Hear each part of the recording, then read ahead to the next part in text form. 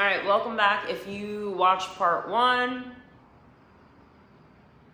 you know I broke down the archetypes as code, how they unlock with frequency, and how your higher self is the gamer with the headset on. This is where it gets even deeper. This is where Pandora's box really starts cracking open. Yeshua versus Jesus Christ. Let's get this straight. Yeshua was real, flesh and blood man, walking this earth around 2,000 years ago. He carried creator current in its pure form. That's why his presence disrupted empire.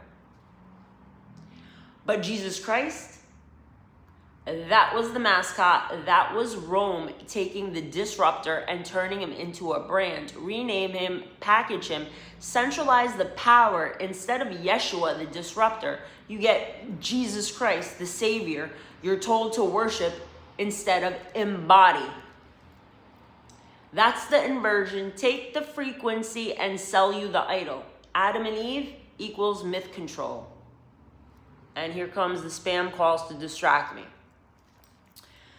Now let's go further back. Adam and Eve, never flesh. That's not history. That's archetype fiction. Inserted to control the story of origin. They tell you first came Adam and Eve, then sin, then you need Jesus Christ to save you. But the truth, creator came first, humanity already existed in flesh. Yeshua came later to embody creator current. Adam and Eve were just a myth layered in between to justify the savior trap. Whoever controls your origin story controls your identity. That's why they put Adam and Eve at the beginning to erase everything that came before.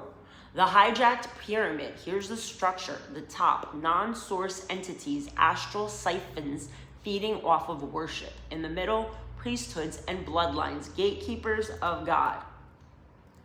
Bottom, humanity looping in war, sacrifice and obedience.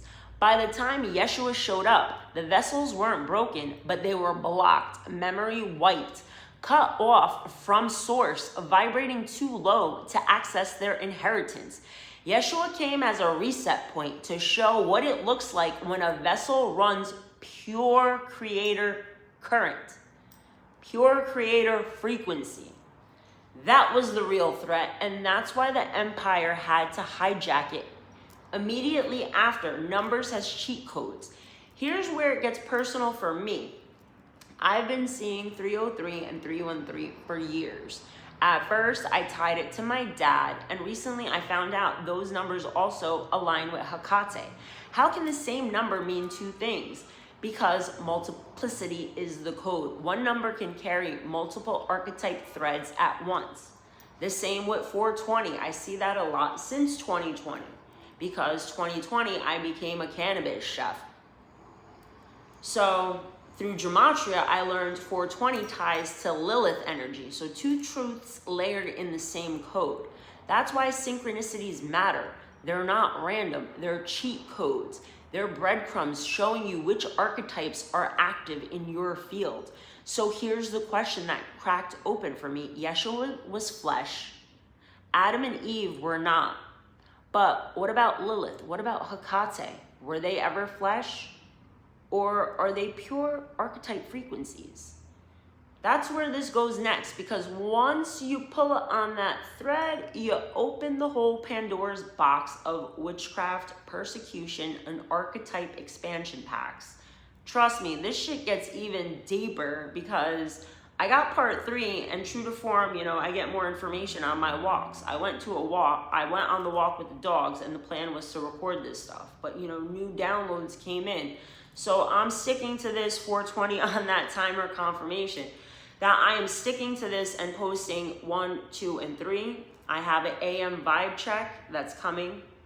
And from there, I'm editing the AM vibe check with the new downloads that I got. So right now, this is part 2. If you feel called, go watch part 1. Go watch the 5 parts, because my voice is an activator. I activate souls.